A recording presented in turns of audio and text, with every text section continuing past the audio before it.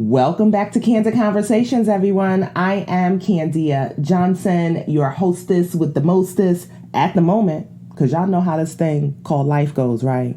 One moment, you're on top of the world, excited, ready to achieve your goals, and you feel like you can take on anything. And then the next thing you know, you get a text, an email, or you scroll through social media, and you're like, what's happening in my life? What am I doing wrong? Maybe this is a sign I should stop. Maybe this is a sign that I'm not good enough. But anywho, for today, we gonna make it happen anyway, people. It's just a moment, and I'm here to get you through it. So I'm super excited about today's episode because I am a firm believer that you have the power to live multiple lives in one lifetime. It starts with a decision. So anytime I get a question that revolves around people starting a new chapter or changing direction or changing careers, I get super excited because too many of us are confined to a box of rules and expectations that was established by, your parents, your grandparents, strangers on the internet. I don't know, the rules of you can only have one career. You can only get married once. Okay, wait a minute. I'm losing focus here. Let me stay focused. The thing that I'm trying to tell you is that's a conversation for another day. But today's episode was inspired by a woman who wants advice about preparing for a new chapter of her life and career. And, I get this question a lot from career changers, people who have been working behind the scenes for a number of years, and now they're ready to package their skills, expertise, and talents into consulting or coaching work, and ultimately they want to gain more visibility as a leading authority in their field. And in case y'all didn't know, your girl quit her corporate six-figure job in 2012. And guess what? I'm still standing. But don't get it twisted, okay? It's one of the hardest things that I've ever done until this day. And there are so many mistakes and lessons learned, failures and rejection and imposter syndrome that I face that I even think I probably need to do a top 10 mistakes and lessons learned that I experienced in quitting my job. So I think I'm going to make note of that. But my advice today to this email comes from my own experiences as well as the process that I've taken several of my clients through. So I'm going to read the email from Amy. That's not her real name, y'all. We're going to call her Amy today, though. And then I'm going to share a few questions I believe you should ask yourself when deciding to either change careers or even enhance your career by positioning yourself, like getting more into the spotlight. I'm going to encourage you to ask yourself these questions. And then I'm going to share 4 specific tips you need to have in place to build a foundation which helps you become recognized as a leader in maybe the consulting or coaching or speaking space. Okay, so here we go. Hi, Candia. I am passionate about supporting individuals and affirming their value, finding their voice, and aligning the work they do with their purpose. My superpower is lifting others up. You might have seen me popping up here and there on social media. I've even launched a website. So she includes the link to her website. So I've checked that out and I'll give her some advice later. She continues to say, it embodies what I want to do long term, so I thought it would be good to get it going now before I actually leave the corporate world. There's definitely room to scale and grow, but I'm trying to find my legs with it along with the 21 million ideas in my head. Girl, welcome to Candia's mind. She continues to say, so can I retire early and pursue this full time, or should I continue to work up to the regular retirement age of 65 years old and do this on the side? I see people who leave their jobs and don't know what to do with their lives, and that's not me. At the same time, I don't want to just sit here waiting for that to happen. I'm contemplating if I should continue to invest in professional development at work now or just focus on doing my day job to the best of my ability. How do I want to leave my 9 to 5 for early retirement? Do I still want to leave early? What will I do? How do I prepare for a new phase of my life and set myself up for success and my aspirations. Candia, do you have a virtual sofa? Yes, girl, that's what I'm here for. Okay, so let's get into some questions, some groundwork that I believe you should do before even going into the 4 steps of positioning yourself. So first things first, most of us have been taught to choose a career, the salary we want to make, the job title. We're taught by our parents, caretakers, school officials, teachers, whomever. We're taught to choose these things first and then design our personal lives around our jobs. That decision has left many of us unhappy and unfulfilled in our careers or jobs because we realized the job doesn't fit the lifestyle or the impact that we want to have in the world. And the next thing you know, we're sitting around sacrificing and suffering in a job we hate or we're ready to retire early from. Now, although you didn't say you didn't like your job, my point is to have the best chances of designing a second career that fits your needs. You should be clear about your preferences and your non-negotiables in your post-retirement life. And then you can align your business model or structure your services around your life. Because if it's one thing I know for sure, many people have created businesses, successful businesses, and they've launched successful side hustles. And then 2 years later, they hate it because they realized they didn't want to work 80 hours a week, or they didn't want to be tied to a computer screen, or they didn't want to be accessible to working with clients every single day. And I know this from my experiences interviewing entrepreneurs and change makers and executives for Black Enterprise Magazine. A lot of them had launched, 2 or 3 businesses, and the first business may have been successful for them, but they realized the structure or the business model just didn't meet their lifestyle, didn't match the lifestyle that they wanted. And so changing careers or retiring gives you a great opportunity to get clear about what you want your life to look like after retirement, and then ultimately select the business model or structure your services around your lifestyle. Now, here are a few questions to help you map out how you want the next chapter of your life to look like. So, how do you want to start and end your day? Do you even want to work every day? Like, do you want to work Monday through Friday? I know someone who only works until 1 p.m. every single day. I don't think she doesn't work on Friday, Monday through Thursday, or Tuesday through Thursday, I should say. She works Tuesday through Thursday from 8 a.m. to 1 p.m. She has a 7-figure product-based business. I also listened to someone's podcast the other day, and they talked about the fact that they only wanted to work 4 days a month and make 5 figures. And they do this because their client cap, I believe, is at 5 clients a month. And their lowest offer, they have like this kind of VIP day that they do.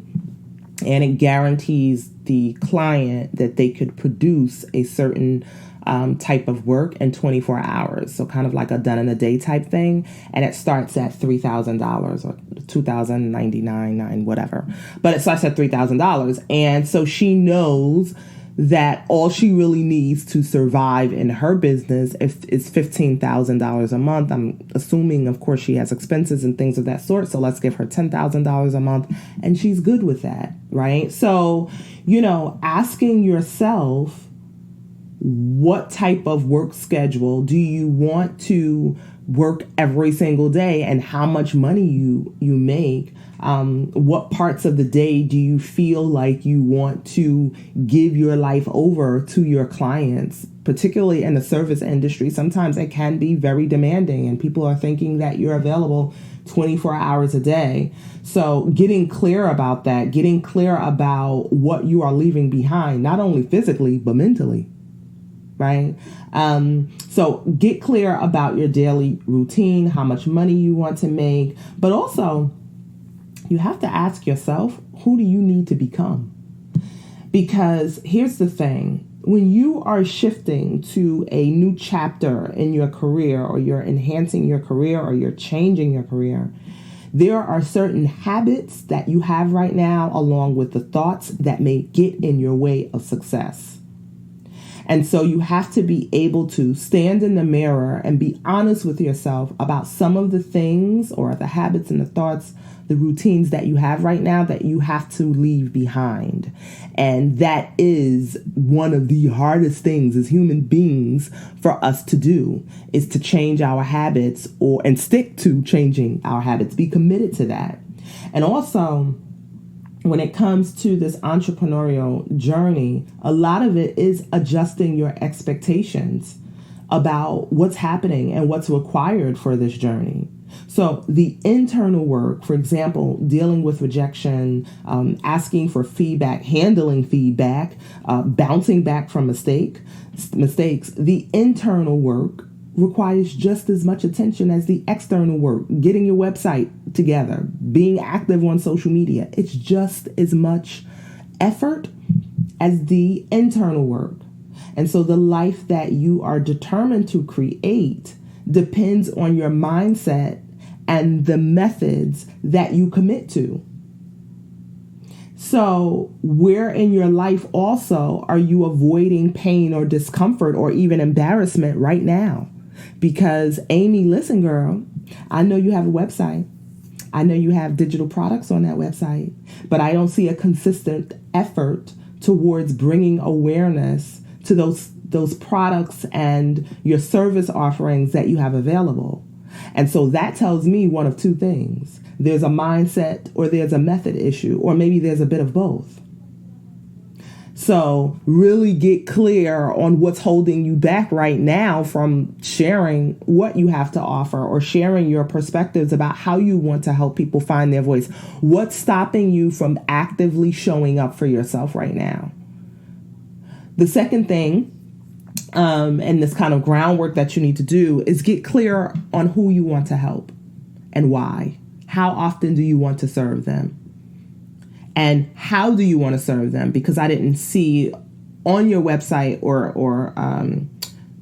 in your email, you didn't mention if it's going to be coaching or teaching. I see you have a discovery call, but what's the entire client journey that you are going to take them through? What is the before and after promise, and why should they trust you? So the why should they trust you question is a great segue into the 4 things you need to start working on now to build your foundation as a leader, a leading authority in your field. Because listen, there's so much behind the scenes work that goes into whether it's going to be your side career that you launch now. And I would, this whole decision on whether you should retire early is so very personal that I can't answer that question, because listen, we all have different ways we live, we have different ways we learn, and we have different ways we communicate. And so with that understanding comes the realization that that response to that question is very personal. But there are some things that I believe you can do now to start building momentum and start building the habits that are needed to launch your consulting practice or coaching practice successfully. Okay, so now let's go into that. The 4 things are, well, let me just start with number 1 and then I'll breeze through it. So the number 1 thing is content. Right now, content is one of the best ways to demonstrate your expertise and position yourself as a leader in a given field. So when you think about content, we're talking about blogs, podcasts, vlogs, some, like a show on YouTube, social media posts. These different types of content can help you demonstrate your expertise, but also reach and grow your audience and build trust with them. You build trust with them through the valuable content that helps people solve their problems, makes their lives easier. It's content that shares your unique perspectives about what's happening in your industry or what's happening in a given community or an area of specialization. Because here's the thing. you have to show more than you tell. Right. So of course, I lovingly stalked your website, and I see that you have a framework, which is a really good step in the right direction towards attracting clients. But you have to share your work. You have to share your work, because it's just not enough to kind of like regurgitate the same old problems and solutions that, every coach or consultant is talking about right now. You have to show a unique approach or some sort of perspective to getting the client to where they need to be. So even looking at your DARE kind of framework, sharing that maybe even on a weekly basis on how it can help a client get to the ultimate goal that they want to reach.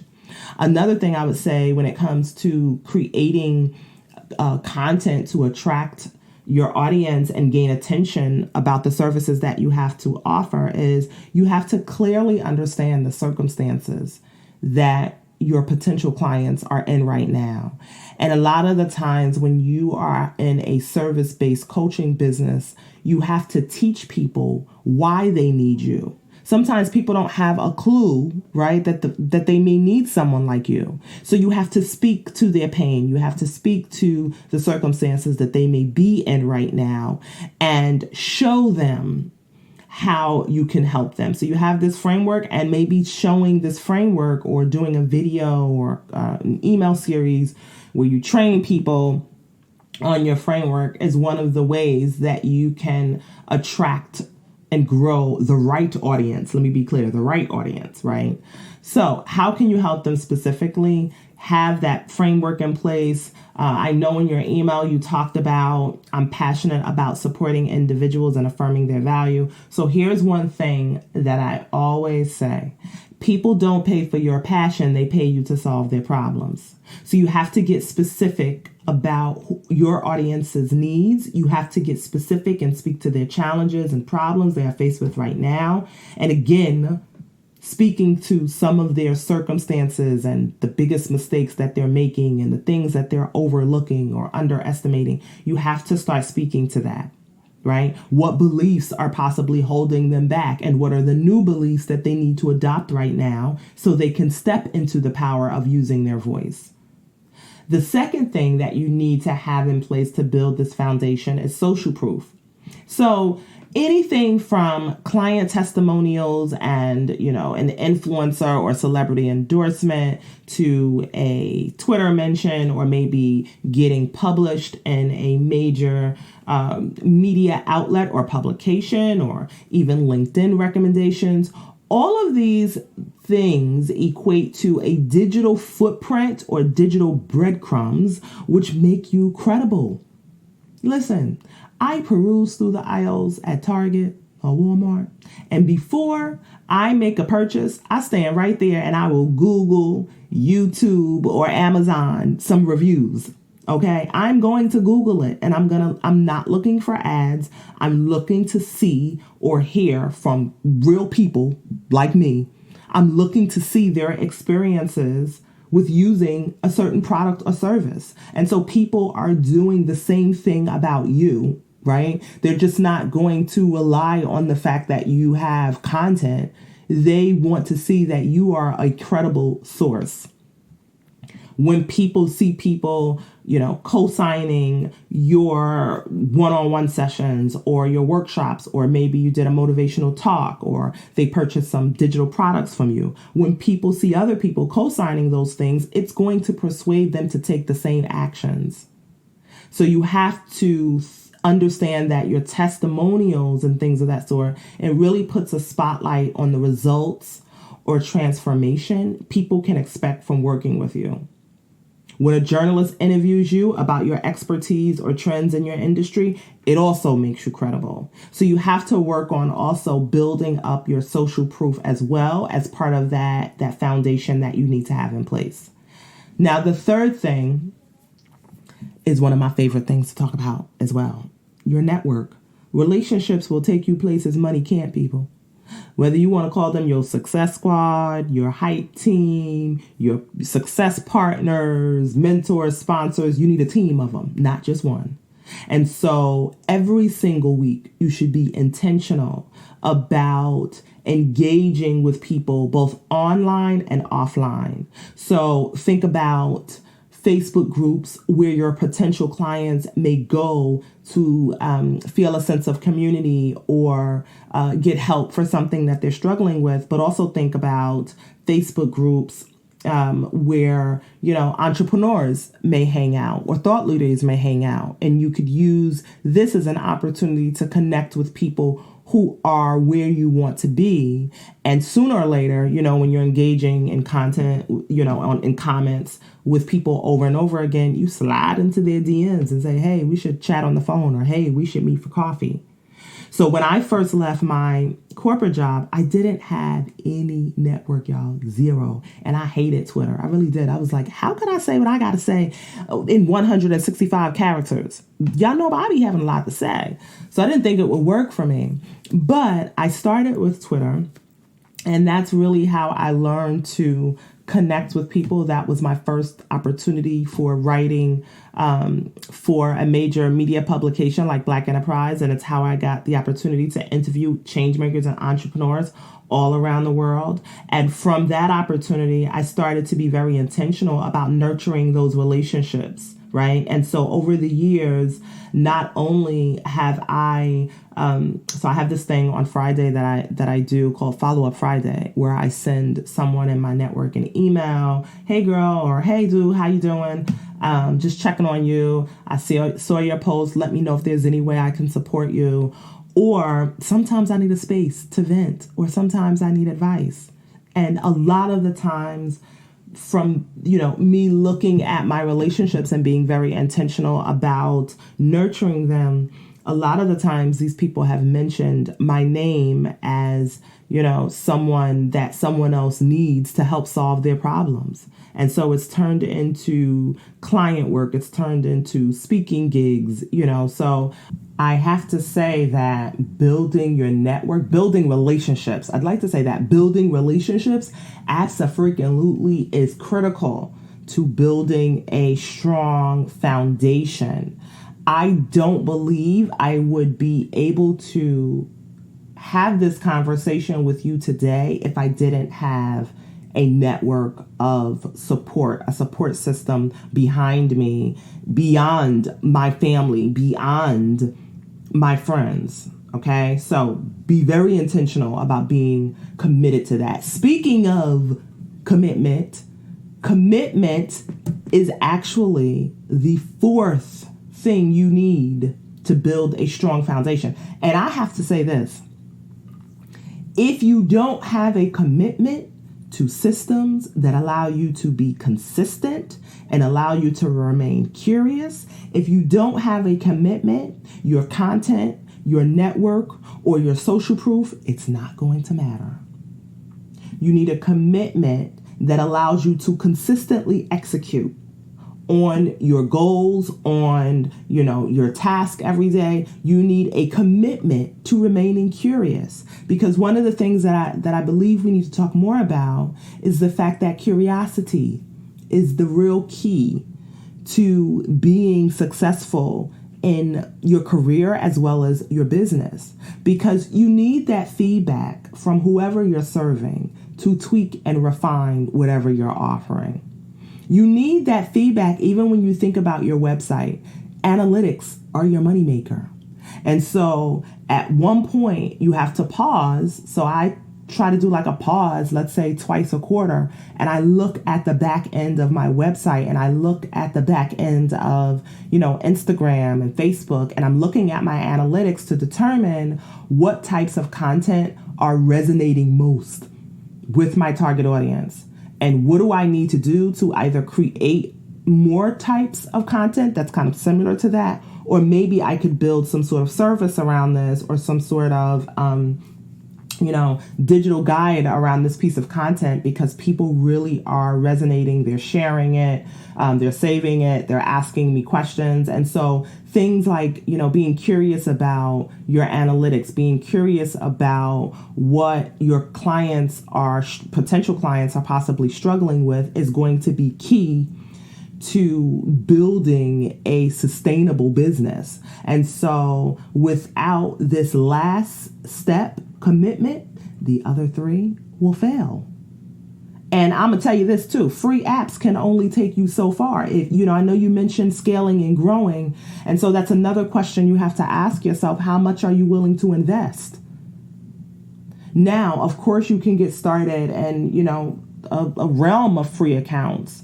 But when you talk about being committed to systems, you also have to think about your workflows, from automated emails to your clients or automated emails to potential clients, even how you're tracking your taxes and things of that sort. There's an investment that you have to make to have full access to the robust tools and resources that, a lot of these apps have to offer.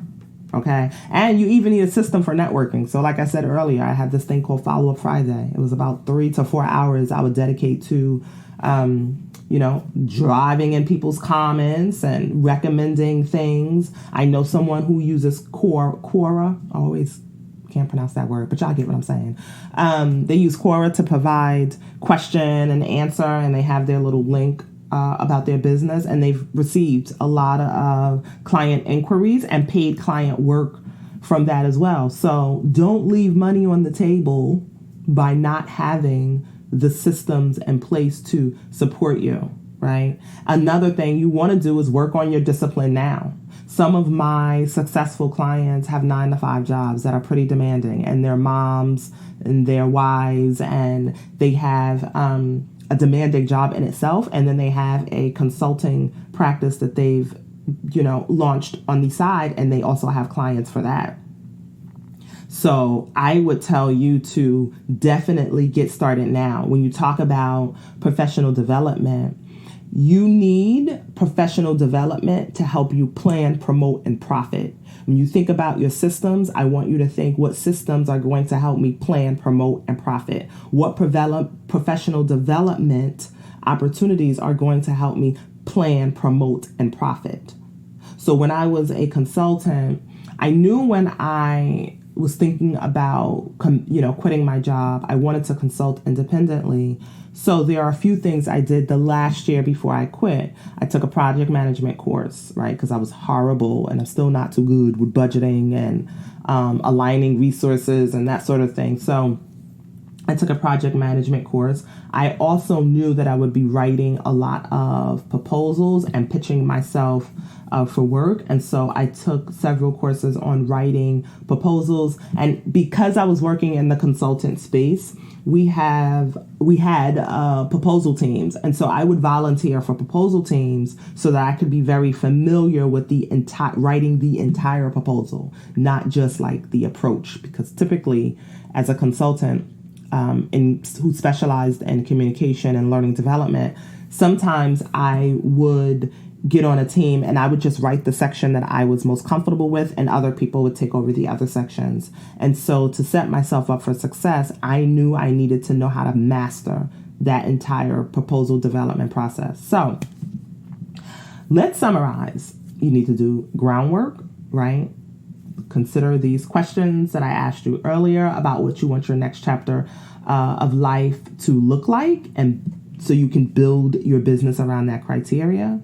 You need to establish a foundation, right? So remember, content, social proof, network, and a commitment to systems which help you become consistent and remain curious, right? A commitment to systems that help you plan, promote, and profit.